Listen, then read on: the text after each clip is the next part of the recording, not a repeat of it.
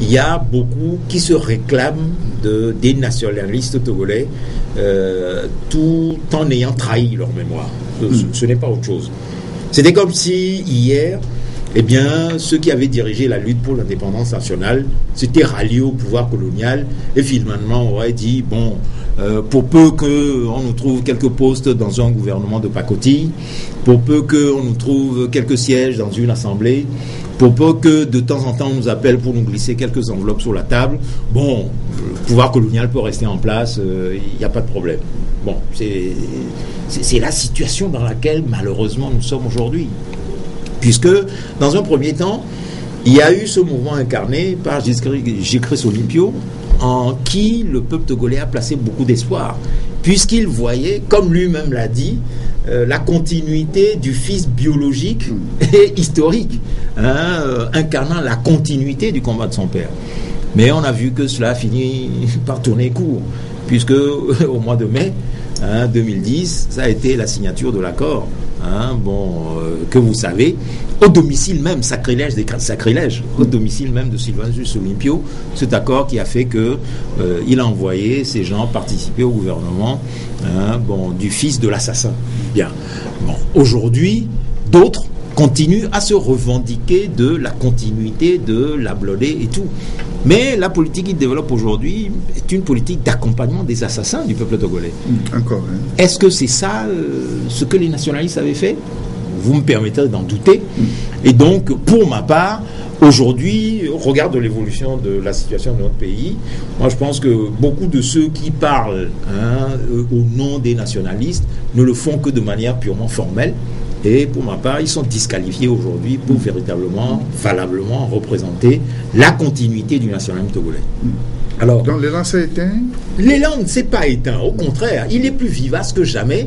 Mais moi j'ai bon espoir que lorsque, par la révolution, on se sera débarrassé du régime qui opprime le peuple togolais aujourd'hui, on verra venir les véritables porteurs du flambeau de la continuité du combat de la blodée, puisque c'est de ça qu'il s'agit.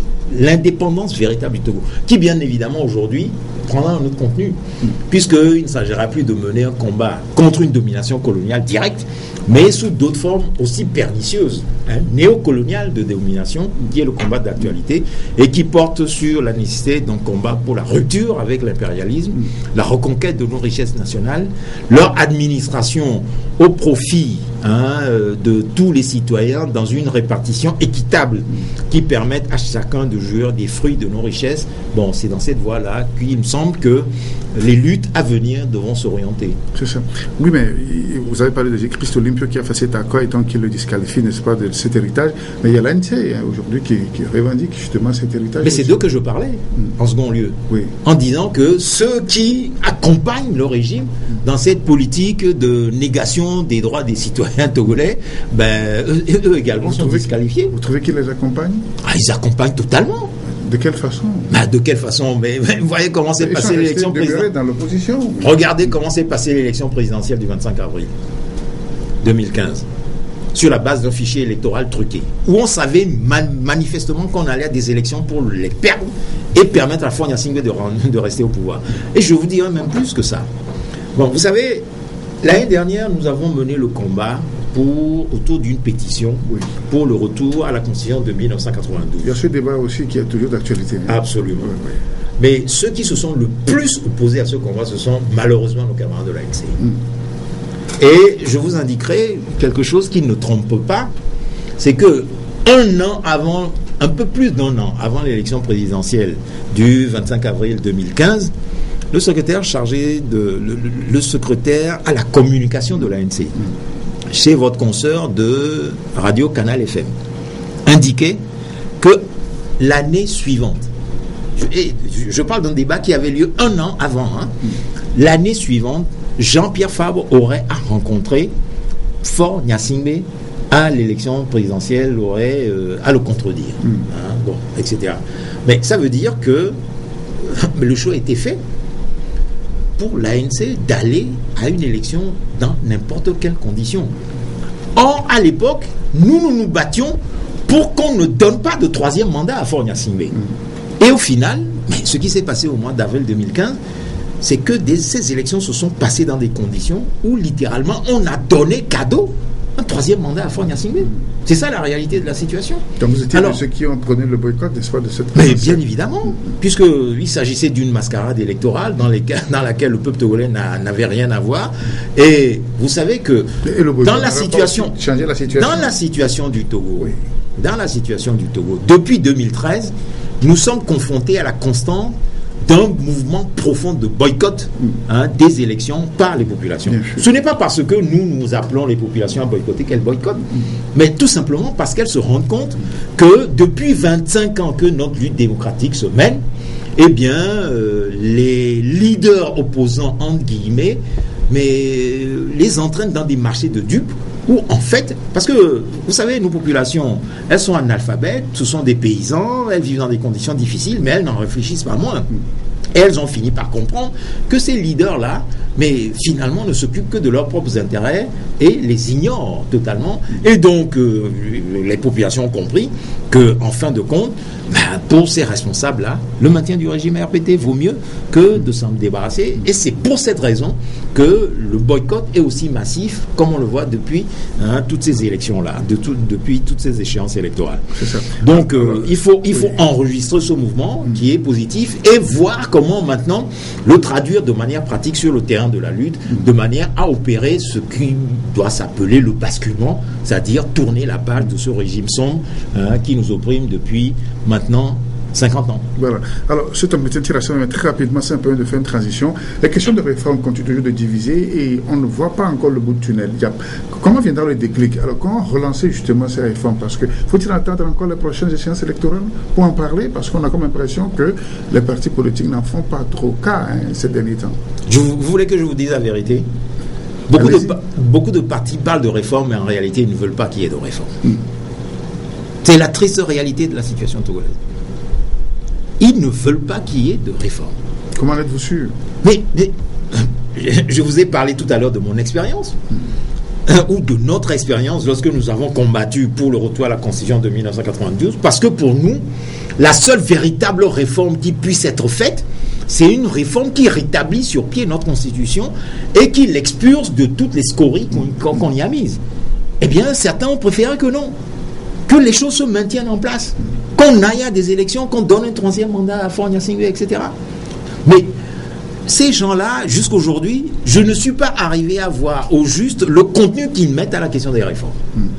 Concrètement, citez-moi les mesures 1, 2, 3, 4, 5 qui puissent aujourd'hui nous mettre dans une situation au Togo où on puisse dire nous serons, une fois que ces mesures ont été mises en application, dans un autre contexte de changement politique démocratique que celle dans laquelle nous avons vécu depuis 25 ans. Je ne vois pas. Et donc, ce n'est que des discours. On fait des marches, on occupe les médias, on parle de réformes, mais en réalité, au fond de soi-même, on ne veut pas des réformes. Pourquoi? Parce que c'est cette façon de gérer de manière opaque l'État togolais et donc d'en bénéficier des retombées. Parce que vous savez, la plupart de nos anciens opposants qui ont dirigé la lutte dans les années 90 sont devenus tous aujourd'hui des conseillers de Faure Gnassingbé. Que vous les preniez tous les uns après les autres. Mais d'ailleurs, vos confrères de la presse écrite en parlent, à commencer par Edem Kodjo, Yaovi Agboibor, Léopold Messan Ninavi et Gégris Olimpio, sont tous aujourd'hui des conseillers de Faure Gnassingbé. Alors, je ne sais pas si le chef de file, soi-disant d'aujourd'hui, lui aussi va suivre cette évolution. Et peut-être, comme il est encore jeune aujourd'hui, peut-être que dans les 7 à 8 ans où il arrivera à sa 70e année, estimant que, il n'aura plus rien à démontrer dans la situation togolaise, il va aller rejoindre les autres et devenir, si par malheur ce régime se maintenait en place, etc., etc. Non, mais c'est accablant la situation togolaise, si on l'analyse sur le fond. Et donc, moi je dis que cette question de réforme est un véritable marché de dupes. Et donc, à partir de là, il faut réfléchir à d'autres créneaux organisationnels ou à d'autres modes de changement pour qu'on réalise l'alternance démocratique au Togo. Et pour nous, au Parti des travailleurs, la seule méthode, c'est le retour aux fondamentaux du 5 octobre 1990, c'est-à-dire faire en sorte que le peuple togolais, par sa propre mobilisation, règle le problème de sa destinée et prenne en main son sort et se dirige des Vous le trouvez toujours capable de ce mouvement? Mais absolument. Regardez ce qui se passe à Mango. Regardez ce qui s'est passé à Dapan et qui a abouti à des mouvements où 2 jeunes, Ansem Guyano Sinandare et Duty Sinalengo, ont été assassinés. Regardez ce qui s'est passé dernièrement à Kbalimé, où les femmes se sont soulevées, toutes de rouge vêtues, ont déboulé sur la préfecture parce qu'elles en avaient assez de ce qu'on leur faisait subir avec les taxes de marché, etc. Regardez ces grèves qui n'arrêtent pas dans les différents secteurs socio-professionnels de tout notre pays. Mais ça montre qu'il y a une volonté d'en finir avec la mal-vie que nos populations subissent de jour en jour. Et ce combat-là, moi j'en suis certain, il sera absolument victorieux dans la prochaine période. Voilà, très rapidement, un dernier mot pour cette émission. Quel espoir, quelle crainte, quelle inquiétude pour l'avenir? Non, de sérieuses inquiétudes. Parce que à voir la manière dont les élections locales se préparent, il y a de quoi craindre le pire pour le pays.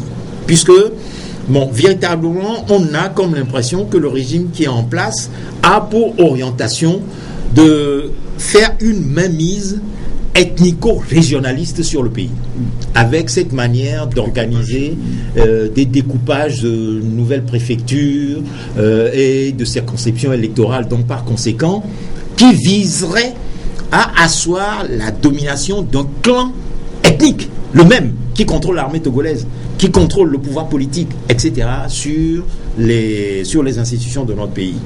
Or, chacun sait, et chacun l'attendait, que les élections locales seront l'occasion permettant peut-être de réaliser une alternance démocratique à la base et donc de faire en sorte que l'opposition, pour une fois, en reconquérant ou en conquérant les municipalités, puisse avoir la base pour aller vers la conquête du pouvoir d'État. Or, ce qui se dessine aujourd'hui, c'est qu'on a l'impression, avec le quadrillage militaire du pays, que le pouvoir du clan des Yadema Nyasingbe avec son armée n'est pas du tout déterminé à laisser faire. Et donc, qu'il serait prêt à utiliser la répression la plus brutale contre les populations pour passer en force et avoir le contrôle de toutes les municipalités si on va vers ces exigences électorales-là. Mais si ça se réaliserait, mais ce serait la pire des catastrophes. Et donc, dans ces conditions-là, pour réaliser ça, ce qui s'est passé en 2005, ce n'est rien à côté de ce qui se dessinerait.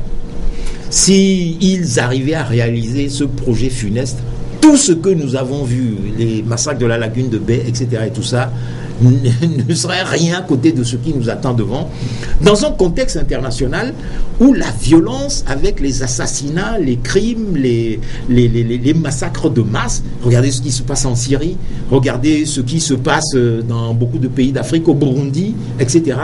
Regardez ces pays où des cohortes de réfugiés passent d'une frontière à l'autre et où ces tragédies-là sont devenues choses banales aujourd'hui qu'on nous montre tous les soirs à la télévision. C'est ça. Et dans la situation du Togo, qu'on voit à nouveau des Togolais portant leurs baluchons, allant qui au Ghana, qui au Bénin, etc.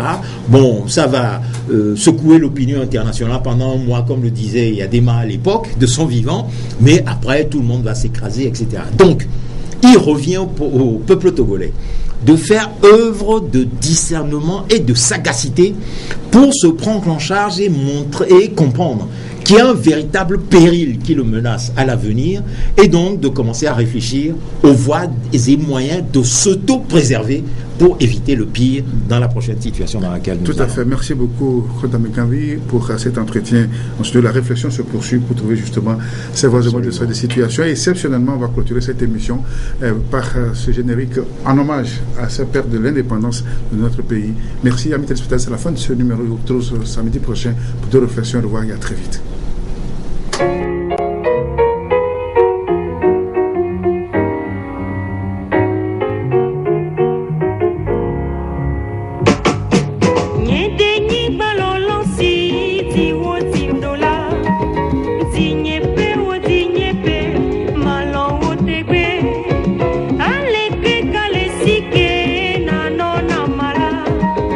Nye manyo ube kwa pede